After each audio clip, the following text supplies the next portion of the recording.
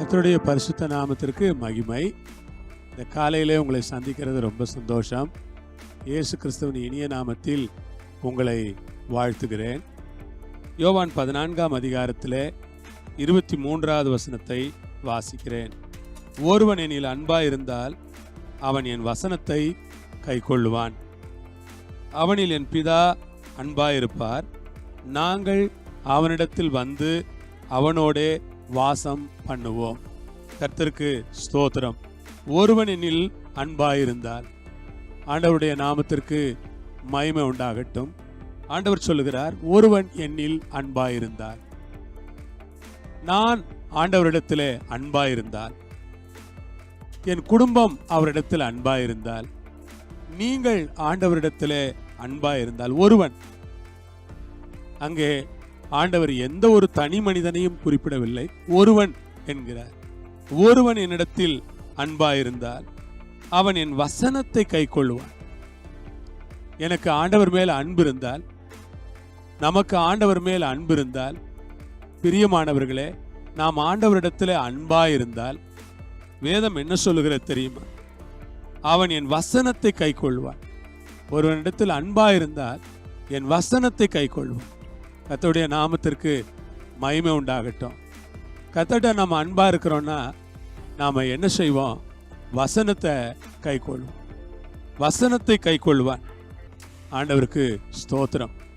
வசனத்தை கைக்கொள்ளுகிற ஒரு வாழ்க்கை, வசனத்துக்கு பயப்படுகிற ஒரு வாழ்க்கை, வசனத்துக்கு கீழ்ப்படுகிற ஒரு வாழ்க்கை, வசனத்தை ஏற்றுக்கொள்ளுகிற ஒரு வாழ்க்கை, வசனத்துக்காக ஜீவிக்கிற ஒரு வாழ்க்கை.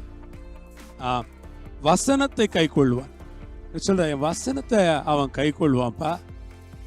வசனத்தை நான் வாழ்க்கையில நடைமுறைப்படுத்துறதுல ரொம்ப ஆர்வம் காட்டுவேன். வசனத்தின்படி வாழ்றதுல ரொம்ப உற்சாகம் காட்டுவேன். வசனத்துக்கு கீழ்ப்படுகிறதுல நான் ரொம்ப கவனமா இருக்கணும்னு நினைப்பேன். ஆண்டவருக்கு ஸ்தோத்திரம். என் வசனத்தை கைக்கொள்வான். அவனில் என் பிதா அன்பா இருப்பார். சொல்றாரு, அவங்கிட்ட என் பிதாவே அன்பா இருப்பார். அல்லேலூயா, ஸ்தோத்திரம். ஆம், பரலோக பிதா என்னிடத்தில் அன்பா இருந்தார். எவ்வளவு நன்மை எனக்கு! அது எவ்வளவு ஒரு மகிழ்ச்சியை கொடுக்கும், அது எவ்வளவு ஒரு உற்சாகத்தை கொடுக்கும், அது எவ்வளவு ஒரு நம்பிக்கையை கொடுக்கும் என்று யோசித்து பார்க்கிறேன். ஒரு இடத்துல அன்பா இருந்தால் வசனத்தை கைக்கொள்வான். ஆமென். என் பிதா அவனில் அன்பா இருப்பார். பிதா அன்பா இருக்கிறார். ஆமென். சாலமோனிடத்துல கர்த்தர் அன்பா இருந்தார். அதனால்தான் சாலமோன் கேட்டதை எல்லாம் ஆண்டவர் கொடுத்தார். கர்த்தர் நம்மிடத்தில் அன்பா இருந்தால் நாம் கேட்கிறது எல்லாம் தருவார். நம்முடைய விருப்பங்களை எல்லாம் நிறைவேற்றுவார். நம்முடைய வாஞ்சைகளுக்கெல்லாம் பதிலளிப்பார். நம்முடைய எண்ணங்களை எல்லாம் இல்லை என்று சொல்லாமல் நிறைவேற்றி கொடுக்கிறவராய் இருப்பார். நாங்கள் அவனிடத்தில் வந்து அவனோடே வாசம் பண்ணுவோம். நாங்க வந்து, அவர் சொல்றார், நாங்கள், அந்த இடத்துல திரியேக தேவனை அவர் குறிப்பிடுகிறார். திரியேக தேவனாய் அவர் சொல்லுகிறார், நாங்கள் அவனிடத்தில் வந்து அவனோடு வாசம் பண்ணுவோம். அங்கே ஆண்டவருக்கும் நமக்குமான ஒரு ஃபெலோஷிப் அங்கே கிடைக்கிறது. ஆண்டவர் வந்து நம்மோடு கூட ஐக்கியம் கொள்ளுகிறார். ஆண்டவர் வந்து நம்முடைய முகத்தை பார்த்து பேசுகிறார். ஆண்டவர் வந்து நம்மோடு உறவு வைத்துக் கொள்ளுகிறார். ஆண்டவர் வந்து நம்மோடு கூட நெருக்கமான ஒரு ஐக்கியத்தை வைத்துக் கொள்ளுகிறார். இது எவ்வளவு பெரிய ஸ்லாக்கியம் என்று நான் யோசித்து பார்க்கிறேன். பிரியமான சகோதர சகோதரிகளே, உண்மையில் ஆண்டவர் என்னோடு கூட வந்து என்னிடத்தில் வாசம் பண்ணுகிறது. வாசற்படியில் கதவை தட்டுகிறேன்.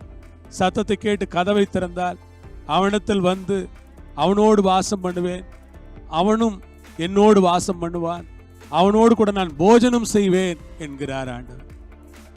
ஆண்டவர் நம்மோடு வைத்துக்கொள்ள விரும்புகிற அந்த ஐக்கியத்தை பாருங்கள். ஆண்டவர் நம்மோடு கூட கைகுலுக்க விரும்புகிறார்.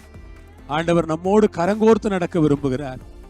ஆண்டவர் ஏதேன் தோட்டத்தில் மனுஷனோடு உலாவி அவனை பார்த்து கொஞ்சி மகிழ்ந்தாரே, அவனோடு கூட ஆண்டவர் மகிழ்ச்சியாய் வாழ்ந்தாரே, அந்த வாழ்க்கையை தருவதாக அவர் வாக்களிக்கிறார்.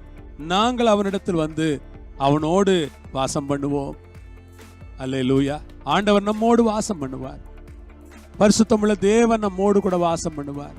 பரலோகத்தில் இருக்கிற தேவன் நம்மோடு கூட வாசம் பண்ணுவார். உன்னதமான தேவன் நம்மோடு கூட வாசம் பண்ணுவார். தேவன் நம்மோடு வாசம் பண்ணுவாரானால் அது ஒரு பெரிய பிளெஸிங், சாதாரணமானது அல்ல. கர்த்தர் நம்மோடு வாசம் பண்ணட்டும், நம்மை ஆசீர்வதிக்கட்டும், நம்மை பலப்படுத்தட்டும். இந்த மேன்மை நமக்கு உண்டாகட்டும். வசனத்தை கை கொள்வோம், பிதாவின் அன்பை பெறுவோம். திரியேக தேவன் நம்மோடு வாசம் பண்ணுகிற அந்த ஆசீர்வாதங்களை சுதந்தரித்துக் கொள்வோம். கர்த்தர் உங்களை ஆசீர்வதிப்பாராக. ஜெபம் பண்ணுவோம். பிதாவே, இந்த பெரிய பாக்கியத்துக்காக ஸ்தோத்திரம். ஒருவனிடத்தில் அன்பா இருந்தார், வசனத்தை கை கொள்வார். என் பிதா அவனிடத்தில் அன்பா இருப்பார். நாங்கள் அவனிடத்தில் வந்து அவனோடு வாசம் பண்ணுவோம். இந்த மேன்மை எங்களுக்கு தாரும். கர்த்தர் எங்களை ஆசீர்வதித்து சாட்சியாய் நிறுத்த வேண்டும் என்று இயேசுவின் நாமத்திலே கேட்டுக்கொள்கிறோம் பரமபிதாவே. ஆமென். ஆண்டவர் உங்களோடு இருப்பாராக, உங்களை ஆசீர்வதித்து நடத்துவாராக. ஆமென்.